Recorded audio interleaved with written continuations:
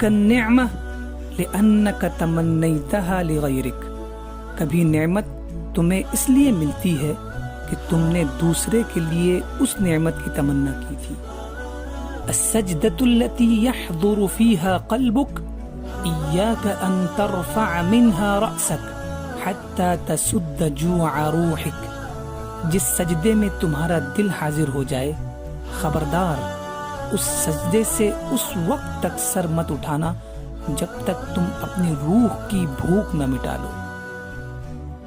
سئل الامام متولی الشعراوی علیہ الرحمہ متى تصبح الأمة مستقلة في قرارها، فنظر إلى السائل نظرة المشفق وقال: يا بني من لا يأكل من فأسه لا ينطق برأسه.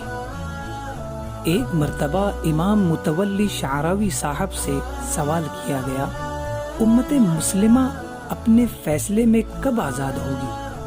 آپ نے سوال کرنے والے کی طرف شفقت سے دیکھا اور فرمایا، جو اپنے ہاتھ کی کمائی سے نہیں کھائے گا وہ اپنے دماغ سے نہیں بولے گا. اذا استعجلت في صلاتك فتذكر ان كل ما تريد لحاقه وجميع ما تخشى فواته بيد من وقفت امامه. جب تم نماز میں جلد بازی کرو تو یہ بات یاد رکھنا کہ جو چیز تم پانا چاہتے ہو اور جس چیز کے چھوٹ جانے کا تمہیں ڈر ہے وہ سب اسی کے دست قدرت میں ہے جس کے سامنے تم کھڑے ہو. اذا مات ابوک ماتت النصیحہ، اذا ماتت امک انطفأ نورک، اذا مات اخوک انکسرت یمناک، اذا مات رفیقک عمیت عیناک. الحیاة قصیرة جدا لا تستحق الحقد والحسد والنفاق وقطع الارحام، غدا ستكون ذکرى فقط.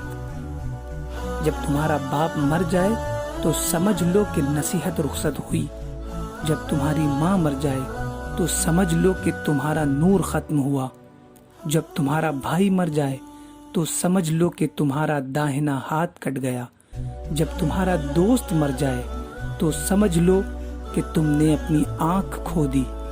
زندگی بہت چھوٹی ہے، یہ اس قابل نہیں کہ اس میں حسد، جلن، نفاق، قطع رحمی کی جائے. آئندہ کل تم صرف ایک یادگار بن کر رہ جاؤ گے.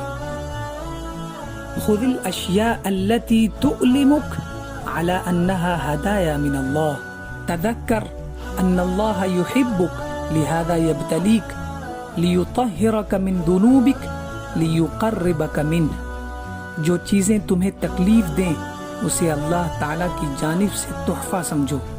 یاد رکھو اللہ تعالیٰ تم سے پیار کرتا ہے، اس لیے تمہیں آزمائش میں ڈالتا ہے تاکہ تمہیں گناہوں سے پاک کرے پھر اپنے قریب کرے. هناك بلاء بالخير وبلاء بالشر والبلاء كلمة لا تخيف، أما الذي يخيف هو نتيجة هذا البلاء، لأن البلاء امتحان إذا أديته ونجحت فيه كان خيرا لك وإن لم تؤده كان وبالا عليك. ایک آزمائش خیر سے ہوتی ہے اور ایک شر سے. لفظ آزمائش خوفناک نہیں ہوتا بلکہ اس کا نتیجہ خوفناک ہوتا ہے. دراصل آزمائش ایک امتحان ہے، اگر تم نے وہ امتحان دیا اور کامیاب ہو گئے تو تمہارے لیے خیر ہے، اور اگر تم نے وہ امتحان ہی نہیں دیا تو وہ تمہارے لیے وبال جان ہے. ان صاحب الملک یعمل کل ما یؤدی الى الصلاح فی ملکہ وان رأى الناس فی ظاہر الامر فساد، فما بالنا باللہ سبحانہ وتعالی ونحن ملک له وهو سبحانہ لا يعرض ملكه ابدا للضرر وانما يقيمه على الحکمة والصلاح.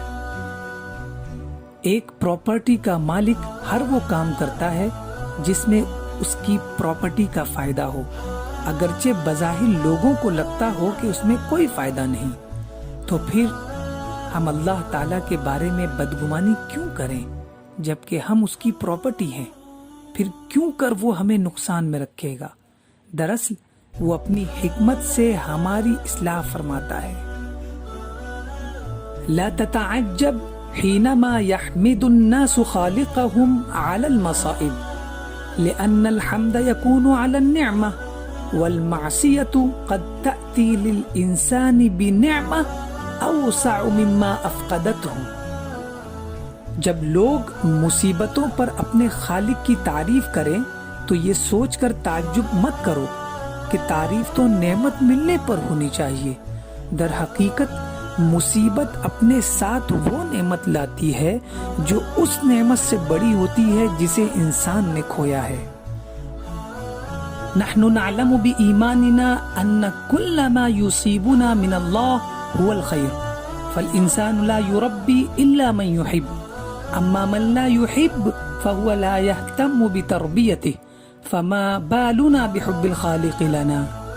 في حديث رسول الله صلى الله عليه وسلم ان اللہ اذا احب قوما ابتلاهم، یہ ہمارا ایمان ہے کہ جو بھی مصیبت ہم پر اللہ کی جانب سے آتی ہے اس میں بھلائی ہوتی ہے، کیونکہ انسان اسی کی تربیت کرتا ہے جسے وہ پسند کرتا ہے، اور جسے وہ پسند نہیں کرتا اس کی تربیت پر دھیان بھی نہیں دیتا ہے۔ پھر ہمیں اللہ تعالیٰ کی محبت کے بارے میں کیا یقین ہونا چاہیے، جبکہ حضور صلی اللہ علیہ وآلہ وسلم نے ارشاد فرمایا، اللہ تعالیٰ جس قوم کو پسند فرماتا ہے اسے آزمائش میں مبتلا فرماتا ہے۔